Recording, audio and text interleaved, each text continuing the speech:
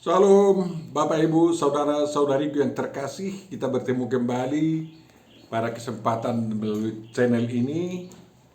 Dan sebagaimana biasa kita merenungkan perikop Alkitab yang akan menjadi evangelium di minggu yang mendatang ini, tanggal 22 Januari tahun 2023, minggu ketiga setelah Epifania. Dan mudah-mudahan kita mendapat hal yang berguna melalui perenungan kita pada kali ini sehubungan dengan kehidupan bergereja kita. Untuk memulai perenungan kita, mari kita terima penyertaan Tuhan dan berdoa. Damai sejahtera Allah yang melampaui segala akal budi manusia kiranya memelihara dan memenuhi kehidupan Bapak Ibu Saudaraku yang terkasih dalam Yesus Kristus Tuhan dan Juru Selamat kita. Amin. Marilah kita baca perikop yang akan kita renungkan, dengan mana Tuhan akan berbicara kepada kita. Ini suatu perikop dari Apostel Paulus dalam suratnya di 1 Korintus pasal 1 ayat 10 sampai ayat 18. Mari kita baca. Ini tentang perpecahan dalam jemaat dan kekuatan salib, Bapak Ibu Saudaraku yang terkasih. Tetapi aku menasihatkan kamu, saudara-saudara, demi nama Tuhan kita Yesus Kristus, supaya kamu seia sekata, dan jangan ada perpecahan di antara kamu. Tetapi sebaliknya, supaya kamu erat bersatu dan sehati sepikir. Sebab saudara-saudaraku, aku telah diberitahukan oleh orang-orang dari keluarga Chloe tentang kamu, bahwa ada perselisihan di antara kamu. Yang aku maksudkan ialah bahwa kamu masing-masing berkata, aku dari golongan Paulus, atau aku dari golongan Apolos, atau aku dari golongan Kefas, atau aku dari golongan Kristus. Adakah Kristus terbagi-bagi? Adakah Paulus disalibkan karena kamu? Atau adakah kamu dibaptis dalam nama Paulus? Aku mengucap syukur bahwa tidak ada seorang pun juga di antara kamu yang aku baptis selain Krispus dan Gaius, sehingga tidak ada orang yang dapat mengatakan bahwa kamu dibaptis dalam namaku. Juga keluarga Stefanus aku yang membaptisnya. Kecuali mereka, aku tidak tahu entahkah ada lagi orang yang aku baptis. Sebab Kristus mengutus aku bukan untuk membaptis, tetapi untuk memberitakan Injil. Dan itu pun bukan dengan hikmat perkataan, supaya salib Kristus jangan menjadi sia-sia. Sebab pemberitaan tentang salib memang adalah kebodohan bagi mereka yang akan binasa. Tetapi bagi kita yang diselamatkan, pemberitaan itu adalah kekuatan Allah. Demikian firman Tuhan. Bapak Ibu Saudara-saudariku yang terkasih, yang berbahagia adalah yang mendengarkan, memahami dan menghayati serta mengamalkan firman Tuhan. Amin. Mari kita berdoa. Terima kasih Tuhan, kiranya kami ditolong oleh kuasa Roh Kudus-Mu untuk memahami firman-Mu, sehingga kami dapat menjalankannya dalam kehidupan kami, mengikut Engkau di dunia ini, demi kemuliaan-Mu dalam Yesus Kristus Tuhan dan Juru Selamat kami. Amin. Bapak Ibu Saudaraku yang terkasih, pada perjalanannya yang kedua memberitakan Injil, Paulus sampai di Korintus setelah perjalanan panjang dari Yerusalem hingga ke Eropa. Dia terus menginjili, memberitakan kabar baik, kabar keselamatan yang dibawa oleh Yesus Kristus. Dan selama 20 bulan dia berada di Korintus, terus berusaha mentobatkan orang, memperkenalkan Kristus dan kabar baik itu, sehingga jemaat terbentuk di Korintus. Korintus ibu kota yang ramai, ibu kota Akhaya, dan diharapkan ya jemaat yang kecil ini bisa terus berkembang. Bapak Ibu Saudara,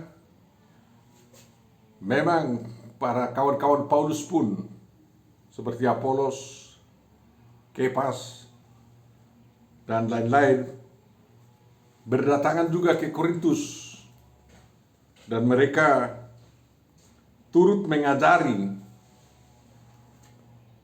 umat yang baru bertobat itu dari kalangan Yahudi dan dari kalangan non-Yahudi. Dan oleh karena itu Bapak Ibu Saudara, ya pusat pemberitaan memang Kristus Yesus Juru Selamat kita. Itu yang diberitakan mereka. Tetapi talenta-talenta yang mereka miliki ada berbeda-beda, bukan? Petrus memang diutus untuk orang-orang Yahudi dan Paulus untuk orang-orang non-Yahudi. Apolos menjadi orang yang bisa menerangkan bagaimana orang Kristen baru itu, umat Israel yang baru itu yang diselamatkan oleh Yesus Kristus dengan fasih lidah dan filsafat yang atau sofia atau hikmat yang luar biasa. Itu menjadi risiko Bapak Ibu Saudara apabila para pemberita Injil datang ke jemaat kita, ke satu jemaat, ya, banyak orang tertarik. Datang Paulus karena tertarik kepada Paulus dan pemberitaannya, ya mereka membentuk jemaat yang baru. Datang Apolos karena dia luar biasa menjelaskan tentang ajaran Kristus itu, dia tertarik juga. Dan banyak orang yang bertobat juga karena Apolos di situ. Dan datang Kepas ke sana, dia juga memberitakan Injil berapi-api seperti di Yerusalem waktu itu. Dia dihinggapi Roh Kudus kan. Dan dia banyak mengajak orang-orang Yahudi menjadi pengikut Yesus Kristus. Tentu saja Paulus, Apolos, dan Petrus itu atau Kepas memberitakan Kristus satu-satunya juru selamat anak Allah yang tunggal itu. Itu yang mereka beritakan. Tapi simpatiknya orang berbeda-beda terhadap ketiga orang tersebut.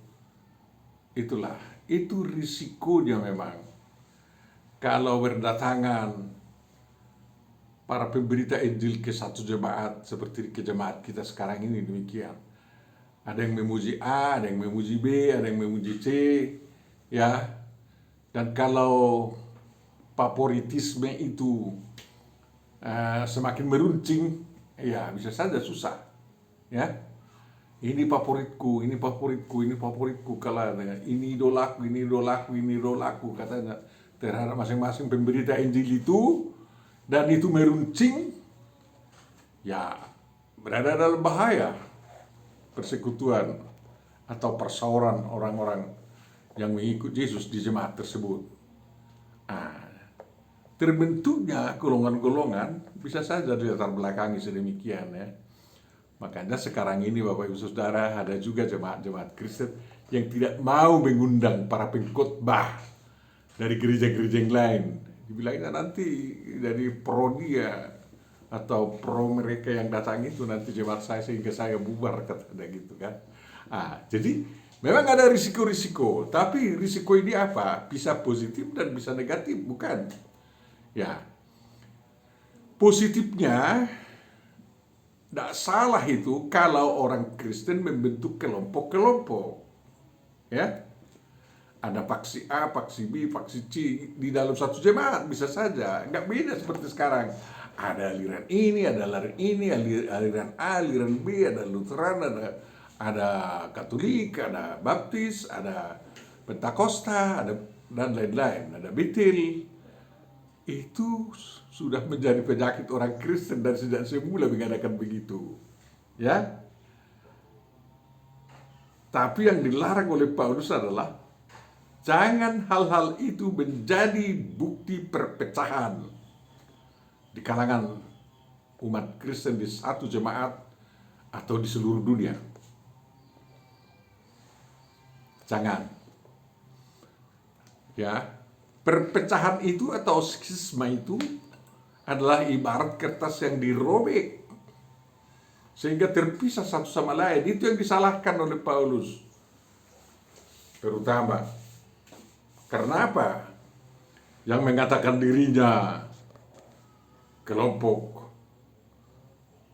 Paulus menjadi terpisah dari kelompok Apolos dan kelompok Kefas dan kelompok setia Yesus Kristus kan. Nah, jadi itu yang berbahaya. Kalau sempat terjadi putus hubungan satu sama lain, seperti kertas yang dirobek ya. Sebenarnya terjadinya kelompok-kelompok atau faksi-faksi atau seksi-seksi atau lain-lain namanya ya di satu jemaat atau di suatu gereja dan lain-lain, sebenarnya bisa digunakan itu menjadi berkat untuk pengembangan jemaat Tuhan. Tapi kalau putus ya susah. Bagaimana terjadinya faksi? Saya ceritakan, atau skisma itu, saya ceritakan pengalaman gereja saya. Tanggal 1 Mei tahun 1927, Bapak gereja kami, Bapak gereja kita, Sultan Balu Panggabean, mendeklarasikan terbentuknya suatu huria kecil, huria Kristen Batak di Patuan Batu Opat Pematang Siantar. Dia menyurati, ini 7 keluarganya. Dia menyurati pimpinan Sending mengatakan bahwa kami sudah membentuk suatu huria yang mandiri katanya, yang self-standing. Tapi kami mau bekerja sama dengan Sending. Karena kami belum punya pendeta, kata beliau, tolong dikirimkan pendeta dari kota Pematang Siantar, pendeta Sending itu, orang Jerman ya, untuk membaptis anak kami. Itu hanya berjarak 4 km memang, namanya pun Batu Opat dari pusat Siantar. Tapi apa jawaban dari dokumen yang saya baca? Kalian tidak layak di situ, tolong kembali kepada gereja induk, makanya dilayani anak-anakmu untuk dibaptis katanya. Jadi karena ada darurat di sana, mereka nggak mau melayani. Mengapa kalian memisah dari gereja? Jadi dari gereja resmi katanya. Dan Sultan Balu mengatakan kami tidak terpisah dengan kalian kalau kalian mau berkawan dengan kami. Akhirnya ya di konfesi HKBP, setelah HCB itu Huria Kristen Batak yang menjadi Huria Kristen Indonesia semakin besar, dituliskan bahwa HKI itu adalah skisma dari HKBP katanya. Dan HKI tidak mau mengakui bahwa mereka adalah pemisahan dari HKBP. Mereka memandirikan diri dari gereja Sending, Rheinische Missionsgesellschaft. Dan sejak itu memang susah sekali untuk bekerja sama, entah kenapa ya. Biasanya karena ada kepentingan kelompok lah di sana. Dan kepentingan itu dibikin menjadi meksa yang tidak disukai ya, melelahkan. Dan coba bayangkan waktu itu ya, waktu itu harus ada yang besondere tulating untuk membuat sakramen. Nggak ada, kalau nggak ada surat izin dari Belanda nggak bisa pendeta membuat sakramen. Tapi karena HCB sudah mandiri, anak-anaknya harus dibaptis, ya guru-guru jemaatnya, ya karena mereka belum punya pendeta ya, guru-guru jemaatnya membaptis anak-anaknya seperti baptis darurat lah itu, dan itu dilaporkan kepada pemerintah Belanda, dan para pemimpin jemaat-jemaat yang sudah berserakat itu dipenjarakan kan kayak gitu. Barulah setelah pendeta Billy Sinaga yang didemo di Medan beralih ke HCBI, dan dia sudah ada Sondertul Hatim untuk melakukan baptisan atau sakramen. Dia membaptis anak-anak di HCBI di HKI Simpang 2 ya, HCBI Simpang 2 ya. Kesana berdatangan dari Tuban, dari Kosia, coba bayangkan ya, itu lebih 50 km jalan kaki itu datang untuk membawa anaknya dibaptis. Karena apa? Mereka sudah dikatakan berpisah dari gereja resmi atau gereja sending itu, sehingga terjadilah skisma ya, lama sekali sampai tahun 1967 pemisahan itu luar biasa, ada tekan menekan, ada apa semua ya. Jadi itulah gereja yang kita katakanlah, apakah itu nanti kesilapan sejarah atau kenakalan umat, ya harus orang-orang muda harus menelitinya itu ya. Setelah usaha dari kawan-kawan dari Amerika ya, HKBP dan HKI bisa bersalaman, menandatangani, saling mengakui dan saling menerima. Lalu dampaknya ya, HKI diterima menjadi anggota dari United Evangelical Mission, yaitu badan sending yang datang ke Tanah Batak dulu, RMG, Rheinische Missionsgesellschaft. Lalu masuk menjadi anggota PGI ya, Persekutuan Gereja-Gereja Indonesia, karena waktu mendirikan PGI itu ya, utusan HCW datang, atau HKI waktu itu, utusan HKI datang ke deklarasi pendirian daripada DGI, Dewan Gereja Indonesia. Mereka diusir dari ruangan, dan lalu mereka ambil kursi duduk di pintu untuk mengikuti sidang itu dari luar.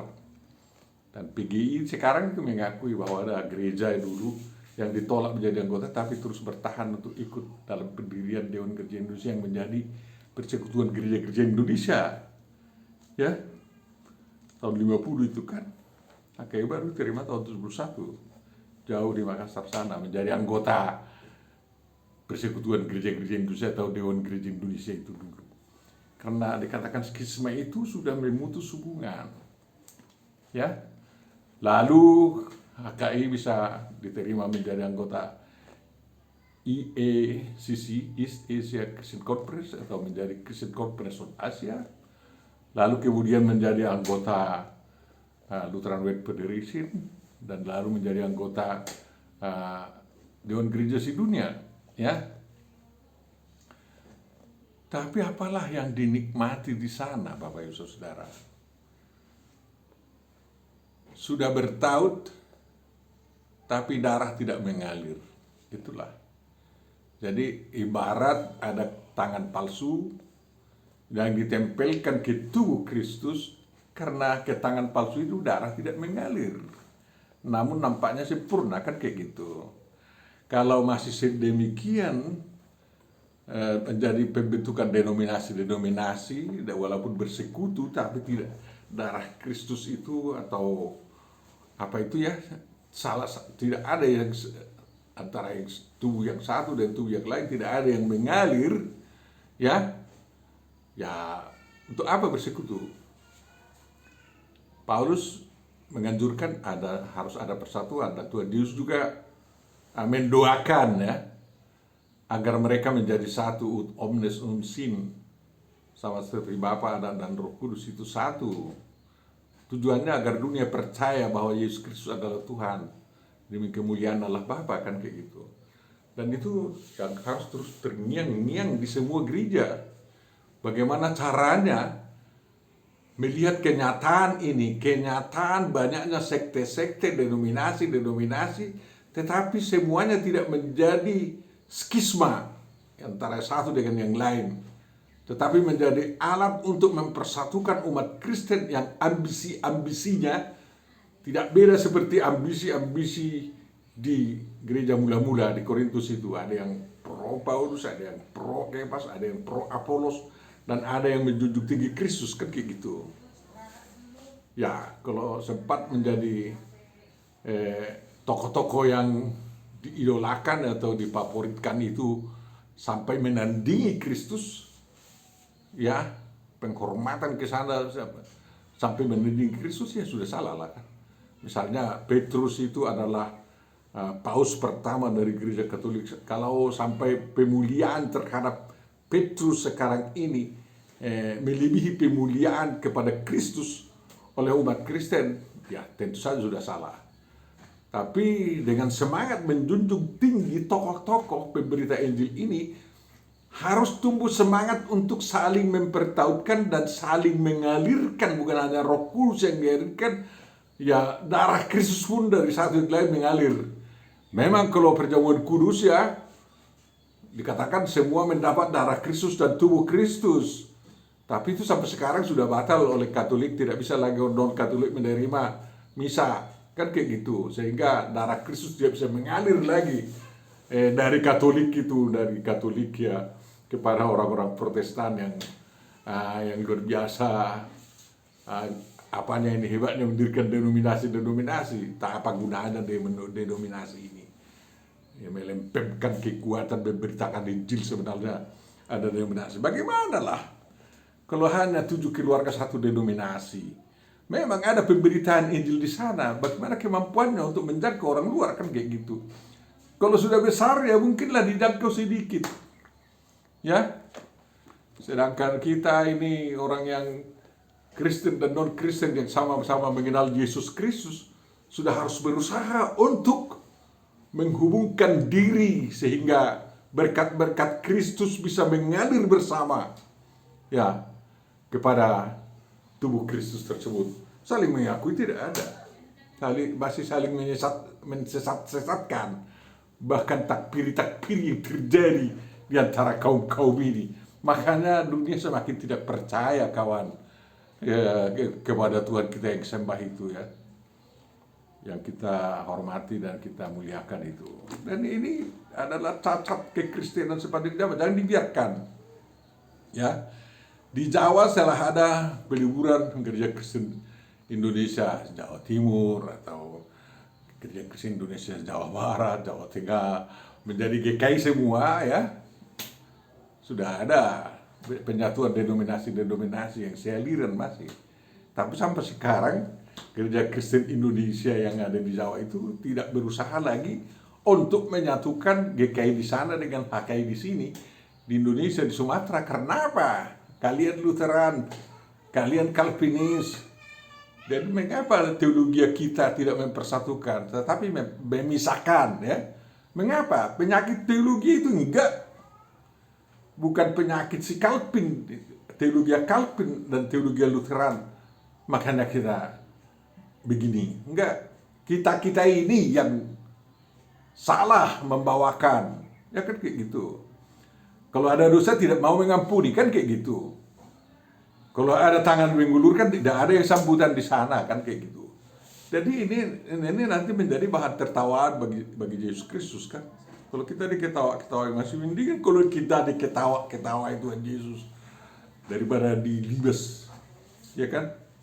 Ngajar kau, katanya. Jadi kita harus ada kegentaran sedikit melihat situasi yang mulai dari sejak Paulus sudah ada perpecahan. Sampai sekarang usaha untuk menyembuhkan perpecahan dan melemkan kembali, ya, entah kohesi atau adhesi, cara merapatkan kembali belum ada, ya. Hanya melem dinding kita tahu, melem pintu, melem benda-benda yang mati ini menjadi satu, tapi melemkan kita, melekatkan kita satu sama lain, kita tidak ada yang berani. Kita tidak berani, walaupun ada semua lem atau perekat yang paling canggih kita miliki masing-masing, kan kayak gitu. Tapi tidak mau. Bapak Ibu saudara-saudaraku yang terkasih, ya, sungguh luar biasa.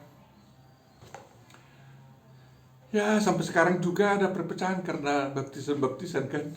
Baru ada yang di YouTube bertengkar-tengkar, entah ada gunanya, saya nggak tahu itu. Saya membaptis hanya dalam nama Yesus, dan itu sudah lengkap semua dalam Bapa, Anak, dan Roh Kudus itu. Kalau saya membaptis dengan nama Yesus katanya. Aku saja senyum-senyum aja. Mengapa? Apa salahnya kalau kita ikuti apa yang katakan baptis dalam nama Bapa, Anak, dan Roh Kudus, selesai kan? Bukan mati kita kalau kita mau itu. Bukan luar biasa kita kalau kita hanya membaptis dalam nama Yesus. Ya, ada baptis ulang, ada baptis apa, inilah ya. Jadi seperti orang membasuh, orang Yahudi membasuh itulah ya. Menurut kita ibamat itu berulang-ulang dibasuh. Padahal sekali dituliskan namamu dalam kitab kehidupan itu, biarlah selamanya itu. Jadi berkat baptisan itu berlaku untuk seluruhnya. Itu pun kita buat menjadi alat merobek kita satu sama lain kan. Tidak kami akui itu katanya. Dan lain-lain kan kayak gitu. Konfirmasi juga kita bikin begitu. Kita tidak mau belajar bagaimana kita bisa saling menolong untuk agar Yesus itu menjadi milik semua kan. Agar berkat Yesus itu mengalir kepada semua orang, baik melalui saya, melalui Anda, melalui yang lain-lain kan. Kita semua anggar jago terhadap Tuhan Yesus. Bertobatlah Bapak Ibu Saudara. Ya, saya sudah hampir habis suara, habis apa dulu waktu saya menjadi bishop di gereja kecil saya, menganjurkan agar ada usaha untuk menyatukan denominasi-denominasi yang seteologi lah dulu, baru nanti se-Indonesia. Toh juga gak ada yang dengarkan saya dituduh ya orang Tenggen katanya gitu. Ada kita di PGI kan, itu pun masih terbatas bisa masuk ke sana. Ya, kau nggak bisa. Nah, lebih banyak yang nggak bisa denominasi masuk PGI daripada yang sudah di dalam. Banyak yang dijaga katanya ya. Karena apa? Yang dijaga semakin keranjingan orang bikin nanti denominasi. Kalau memang mudah-mudah menjadi persekutuan, anggota persekutuan, kan takut kita di situ. Tapi bagaimana ya? Kalau kita bersatu rupanya dunia ini ya. Kalau kita bersatu nggak rugi kan? Mungkin kita mempermudah kita bertobat, ya kan? Bisa saling menasehati. Saya lakukan pertukaran mimbar sewaktu saya sekum pergi wilayah Sumatera Utara. Ya banyak orang yang tidak mau. Paling kolektenya diantar ke kantor. Pendetanya tidak diutus. Mengapa? Bapak kirim kami ke jemaat yang paling kecil katanya. Kami tidak suka ke situ katanya lagi. Ngiri kali lah perasaan waktu itu ya. Saya bilang bawa kolektemu pulang itu bukan yang penting itu saya bilang. Yang penting kita bisa bersekutu, kita bisa bergaul antara satu dengan lain, antara denominasi saya bilang ya. Tapi buahnya semacam sekarang jadi banyak yang lapung, yang jadi gak ada yang bernas. Ya mengapa? Karena orang tidak mau itu pekerjaan, entah itu pekerjaan gila mungkin dia apa. Ya, saya menganjurkan pendeta-pendeta mengadakan pertukaran mimbar. Saya anjurkan pimpinan-pimpinan gereja mengadakan pertukaran mimbar. Tidak ada yang mau. Hanya mau kalau dia suka. Kan aneh itu. Bapak Ibu Saudaraku yang terkasih. Ini omelan-omelan lah ini dalam rangka menerangkan apa yang Paulus dari 1 Korintus 1 ayat apa ini? Ayat 10 sampai 18 ini ya. Ya sengaja ayat 18 dimasukkan di sana agar kita tahu apa yang bisa mempersatukan kita, Bapak Ibu Saudaraku yang terkasih. Ya, jadi Paulus dengan rendah hati mengatakan jangan puji-puji saya. Ya, tak usah menjadi suatu alat perpecahan saya, kata Paulus kan dengan kata-katanya ini. Nah, karena yang baptis ini Crispus, Gaius, Stefanus, dengan lain tidak ada. Bukan nama saya, dalam nama saya itu, dalam nama Kristus saya baptis. Makanya dalam Kristus lah semua kan katanya gitu. Nah, tapi ada yang lain-lain. Gak sah itu. Paulus itu kan bukan rasul katanya lagi. Ngiri juga ya. Penderitaan Paulus ini. Bahkan sampai sekarang pengalaman gereja di mana saya masih berada selalu dikatakan itu HKI tidak gereja itu katanya. Apalagi pada awal berdirinya tidak gereja itu, gereja Sitalik itu katanya jelek kali. Bahkan karena HKI dulu atau ACB yang menjadi HKI itu memang semua orang yang poligami menjadi anggotanya, siapa yang mau ya dicap lagi kau adalah gereja Parsi dua-dua poligami katanya. Padahal semua keturunan anggota HKI itu ya hanya yang terlanjur lah yang berpoligami sekarang, yang terlanjur, dan itu pun diampuni juga ya. Bagaimana ya? Kita ikut-ikut barat di situ. Tapi ngeri juga orang barat sekarang ini, LGBT bikin hancur gereja kita lagi kan? Kita sudah tunduk tidak mau berpoligami atas sasaran mereka.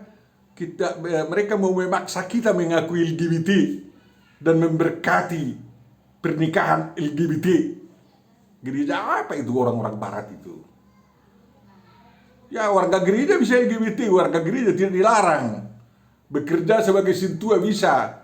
Tetapi ya kalau dikatakan perempuan dengan perempuan berkatilah Pak Pendeta menjadi satu keluarga. Gila lah saya menjadi pendeta kalau mau meluluskannya itu kan. Laki-laki sama laki-laki katanya berkatilah menjadi suami istri. Mana bisa? Di Alkitab laki-laki ya suamilah itu, perempuan istrilah itu. Harus ada jenis kelamin yang berbeda kan kalau pernikahan.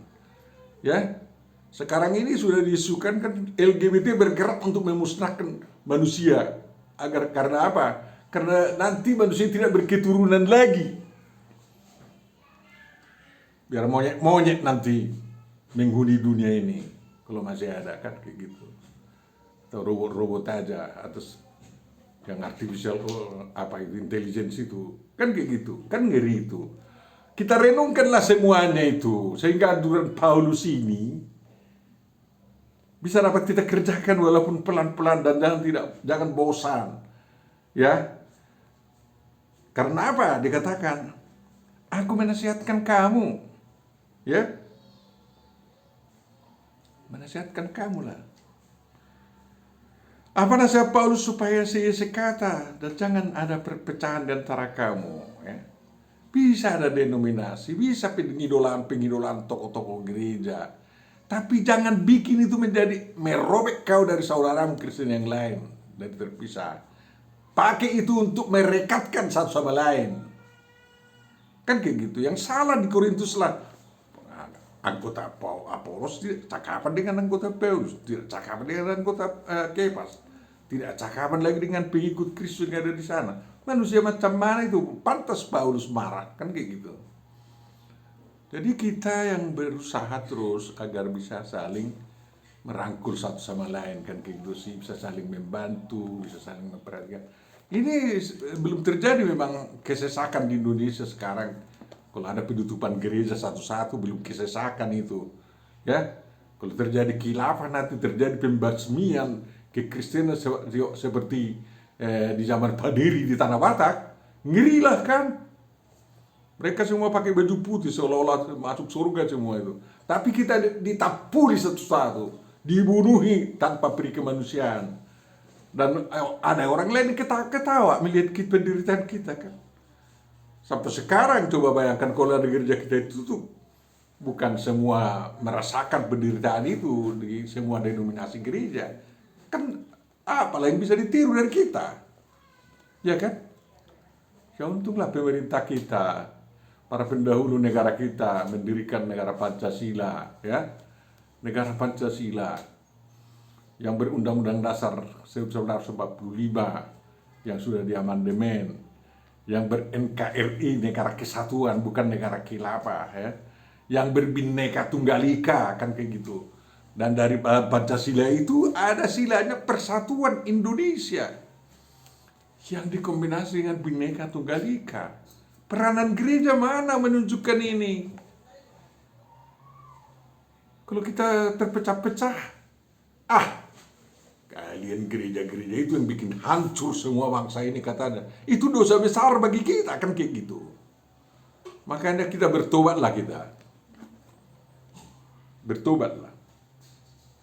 Ya, jangan hanya saling menyalah-nyalahkan. Ya kan? Bapak Ibu Saudara. Karena apa? Tugas kita memang sampai sekarang perintah agung Yesus Kristus. Beritakan Injil kepada segala makhluk, ya. Beritakan Injil kepada bangsa-bangsa. Berbuat bangsa-bangsa menjadi muridku. Ya, ajar mereka melakukan apa yang kuajarkan kepadamu. Kan itu amanat Tuhan Yesus. Ya. Baptis mereka dalam nama Bapa, Anak, dan Roh Kudus, ya. Lebih hafal kau dari saya ayat-ayat itu, kan gitu. Tapi kita kosong dalam melaksanakan. Apa yang harus kita banggakan sekarang ini? Bangga apa? Ya, seolah-olah adalah denominasi yang maju sekali. Karena ada warganya jenderal-jenderal, kan kayak gitu. Gereja-gereja kecil sana seolah dipijaki semua. Tidak menjadi berkat dia bagi gereja-gereja kecil. Karena apa? Tidak ada persauran, tidak ada pergaulan satu sama lain, dan pergaulan tidak terjadi karena masih saling membenci. Dan kalangan gereja-gereja itu berlaku late, hosom, dan lain-lain. Dan selalu mengatakan, kalau kau mau menikmati ya datang kepada kami, katanya. Bagaimana ini? Ya kan? Susah memang. Memang banyak kawan-kawan yang berlomba untuk mengakal-akali diri dengan gereja ini agar dia makan.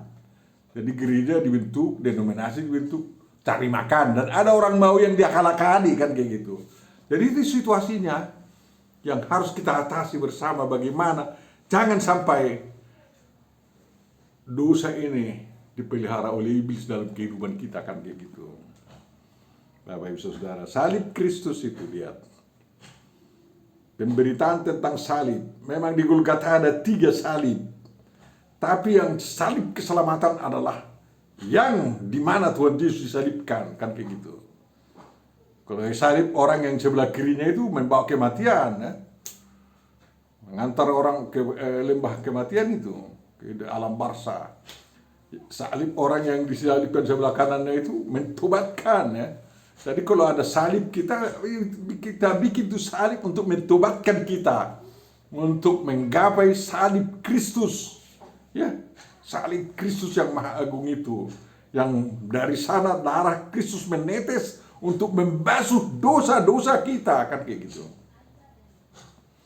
Jadi agar jangan sia-sia salib Kristus itu, ya. Karena apa? Walaupun dikatakan kita kebodohan mengikut Tuhan Yesus oleh orang-orang seperti yang mentakbir-takbirkan kita, itu kebodohan itu katanya. Bagi kita itu adalah kekuatan Allah. Dan bagi mereka akan semakin terbukti bahwa makna salib Yesus Kristus semakin kuat. Baca buku saya mengenai hal itu, Bapak Ibu Saudara. Ya, kekuatan Allah di tangan salib kita. Makanya kita bangga orang yang selalu pegang salib Kristus, ya. Dan itulah keindahan kehidupan kita. Tuhan Yesus memberkati kita, Bapak Ibu Saudara. Mari berjuang bersama untuk kesatuan kita, untuk persatuan kita, untuk kerukunan kita. Dan betul-betul Bapak Ibu Saudara, kita hapuskan perselisihan di antara kita. Dan kalau ada perbedaan pendapat, mari kita buat itu menjadi berkat untuk kehidupan dan kemajuan pemberitaan Injil. Mari kita berdoa. Terima kasih Bapak, terima kasih atas segala tuntunanmu yang telah mendirikan jemaat-jemaatmu seluruh dunia. Kiranya kami senantiasa belajar untuk hidup bersama, bergaul bersama, saling memberkati dan menjadi berkat satu sama lain. Kiranya perselisihan di antara kami semakin dilenyapkan, tetapi perdamaian dan pergaulan yang indahlah yang akan kami alami dalam kehidupan bergereja, bermasyarakat, dan berbangsa kami. Dalam Yesus Kristus, sempurnakan doa kami dan kabulkanlah. Amin.